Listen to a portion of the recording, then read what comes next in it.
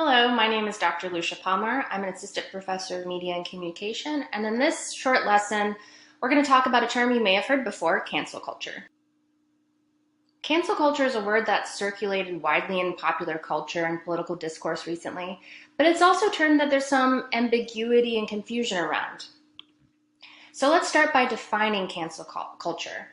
First of all, it's punitive. It's sort of about punishing offensive behavior, speech, even sometimes abusive behavior.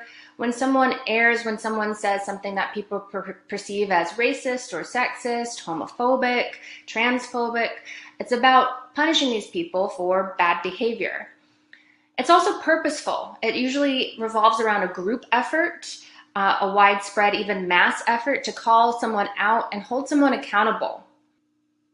It's also often compared to a modern form of ostracism. Ostracism has a long history in many societies. You can think of things like exile historically. But in this form, it's talking about excluding a person from a society, group, or institution, often through social media. Think about it in terms of cutting someone off from their social network, shunning them, maybe boycotting their work. For example, J.K. Rowling recently was said to have been canceled because she said something that was perceived as transphobic, and people asked her to ask people to boycott buying her books. In action, usually it's a person in a position of power, a politician, a celebrity, someone who is widely known and respected. Importantly, oftentimes when we talk about cancel culture now, we're talking about cancel culture and its intersection with social media. Oftentimes, campaigns to cancel someone happen through venues such as Twitter, Instagram, and Facebook. And here are some prominent examples recently.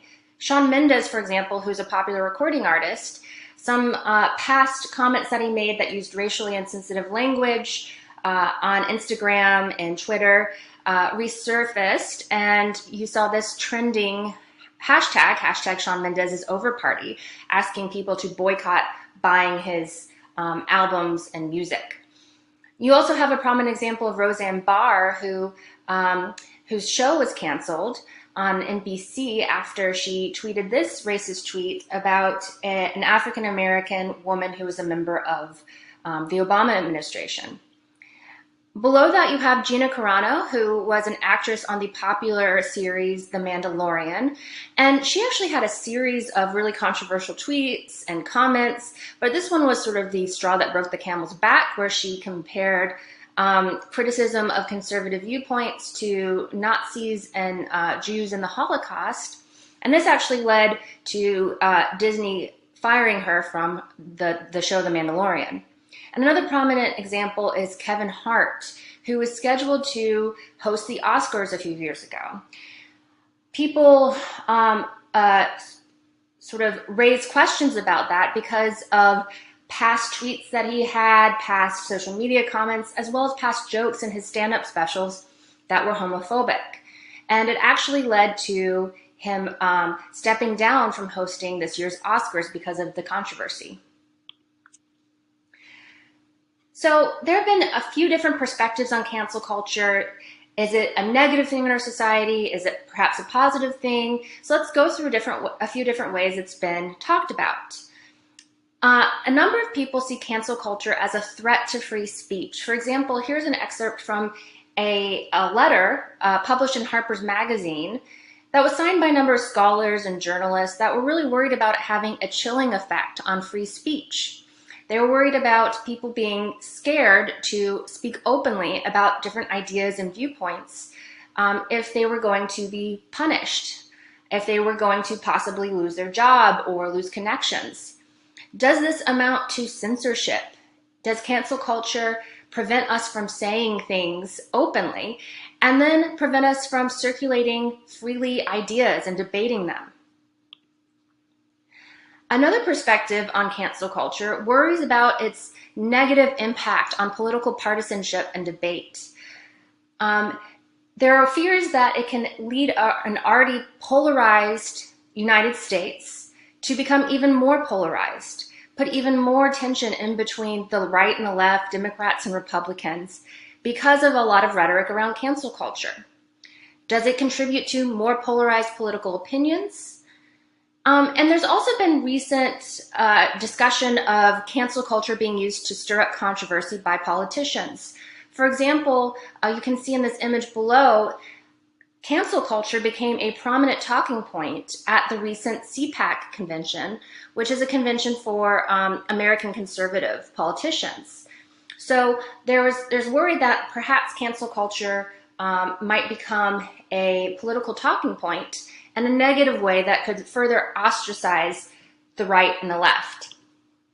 A differing perspective on cancel culture sees it as possibly positive, as possibly empowering, as holding people who are in power accountable. For example, Lisa Nakamura, who is a professor of media studies at the University of Michigan, sees it as the ultimate expression of agency, sees it as a way for people who whose voices are marginalized for speaking out and holding people in power accountable for offensive actions. She also sees it as something that's decentralized and democratic because it's coming from a diversity of voices speaking to power. There's also perspectives on cancel culture that ask, is cancel culture really a thing? Does it actually have power? For example, let's think about how many people who have been quote unquote canceled and how many of them have actually experienced serious consequences. How many of them have actually had long-term negative impacts on their careers or their social lives? One of the early examples we talked about in this lesson was J.K. Rowling. She's still a very successful children's book author. Another example would be Kevin Hart. He still stars in movies. He has very successful stand-up specials. Gina Carano, for example, who was fired from The Mandalorian, actually became a political commentator in conservative-leaning media. And Shawn Mendes is still a very popular, successful recording artist. So how much power does canceling people actually have? There's also questions about, has the phrase cancel culture become meaningless? Has it become so overused that it sort of loses any sort of power of meaning? Here's an excerpt at the bottom from an NPR reporter who argued that it's so pervasive and there's so many accusations of people being canceled that it's arguably just background noise in American politics, just wallpaper. So what do you think? Is cancel culture a positive or negative for society? Do you think it might limit our ability to debate ideas freely? Do you think it is contributing to the polarization of political viewpoints and putting a wedge between the left and the right? Or does it promote accountability? Is it a way for holding people in power accountable for offensive and abusive speech and actions in a way that maybe wasn't available in the past? Or do you think that maybe it's just sort of lost its meaning, that it's become background noise, that it shouldn't really be anything we're concerned about in general because it doesn't have a whole lot of actual power and has sort of lost its meaning and its overuse in media and popular discourse and political discourse?